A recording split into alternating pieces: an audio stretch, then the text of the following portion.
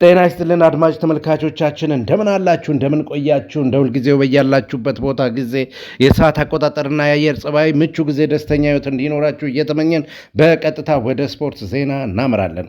ሀዲያ ሆሳዕና የእግር ኳስ ክለብ ነብሮቹ ሐዋሳ ከተማን በማሸነፍ ተከታታይ ድልን ዛሬ መቀናጀታቸውን ዘገባዎች አመልክተዋል።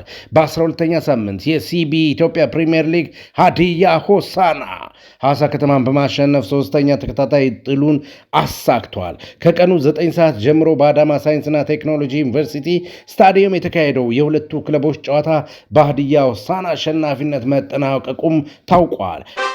ለከቤራዎቹ ወሳኛውን የማሸነፊያ ግብ ጫላ ተሺታ በ22ኛው ደቂቃ አስገኝቷል። ሀዲያ ሆሳዕና ማሸነፉን ተከትሎ ነጥቡን 16 በማድረስ 9ኛ ደረጃን መያዙም ተመልክተዋል። ከሁለት ተከታታይ ድል በኋላ ሽንፈትን ያስተናገደው ሐዋሳ ከተማ በበኩሉ በ20 ነጥብ 4ኛ ደረጃ ላይ እንደሚገኝም ተዘግበዋል። አድማጮች ያደመጣችሁት አዲስ ኃይልን ነበር። ስለምታደምጡን ስለምትከታተሉን ልብ እያመሰገልን ድል ለአምባሳደራችን ሀዲያ ሆሳዕና የእግር ኳስ ክለብ እመኛለን። ባባይ